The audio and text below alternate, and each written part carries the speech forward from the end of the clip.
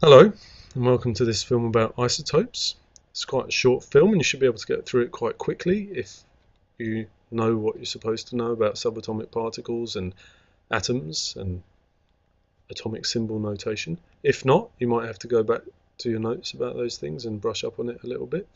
But anyway, here we go. By the end of this film, you should understand exactly what's meant by an isotope, and you should be able to use the symbol notation that we've been practicing with to describe the number of particles in isotopes.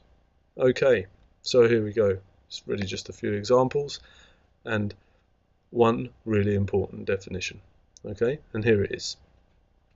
Isotopes are, I'll read it out even though it's written on the screen, is isotopes are atoms of the same element but with different mass numbers. Atoms of the same element but different mass numbers. Now in brackets here, what you can see is just different ways of saying what is underlined.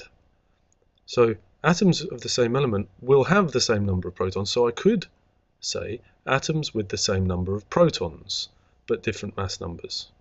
I could also say atoms of the same element but different numbers of neutrons, because if you have a different mass number, you're going to have a different number of neutrons to another atom, so long as you've both got the same number of protons. Okay, so two different ways of, or more really, I suppose, lots of combinations, but to keep it simple, atoms of the same element but with different mass numbers. You can use these terms in brackets, or you go for the ones underlined. It's up to you, but remember a definition one way or another.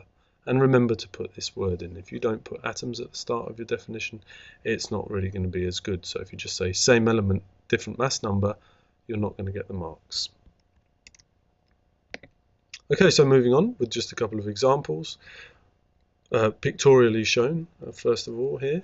So these are three isotopes of hydrogen. How do I know that they're all hydrogen? Because each one of these atoms has got one proton, and hydrogen has an atomic number of 1.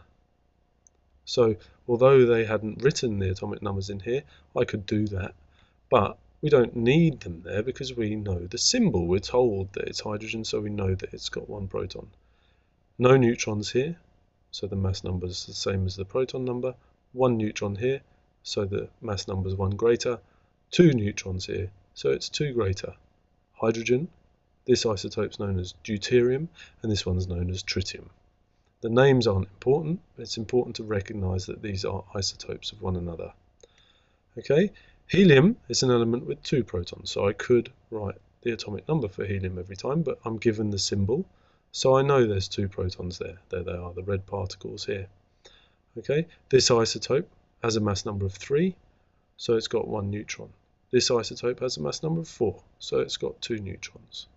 Same number of protons, different number of neutrons. These two atoms are isotopes of one another. Okay, and finally lithium with 3 protons, the red ones. Not going to bother putting the atomic numbers in this time.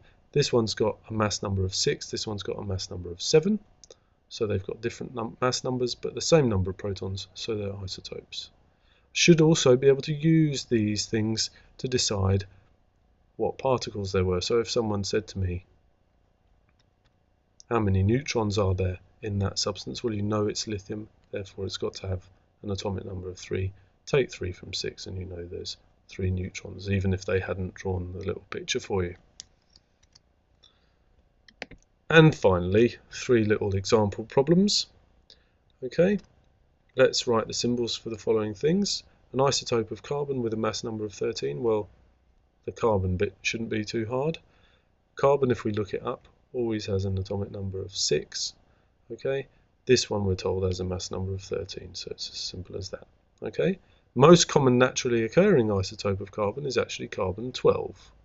You might have heard the name of that come up in an earlier film. Okay, they've got different numbers of neutrons. The one we're asked about is this one. This is the one we'll see on the periodic table, but it's not the one we've been asked about in the question. Okay, isotope of chlorine with 20 neutrons. Cl is the symbol for chlorine. 17 protons if we look it up. 20 neutrons. Remember, the mass number is the sum of protons and neutrons, so add 20 to 17 and the mass number must be 37. This one's a bit trickier because they've told us it in terms of electrons, so we've got to remember that the electrons in an atom will be the same as the number of protons. Okay, so we're talking about oxygen with an atomic number of 8 always. Okay, that means that oxygen has 8 electrons. It doesn't matter what isotope of oxygen we look at, it's always got 8 protons, it's always got 8 electrons. So if it's got 8 electrons and there's 2 fewer than neutrons, then there must be 10 neutrons. And if we add those 10 neutrons to the 8 protons, we've got a mass number of 18.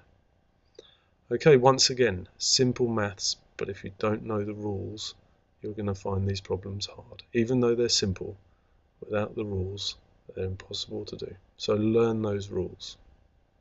And the last film, really, of these films about atomic structure, in year 11 anyway, is the one about electron configurations.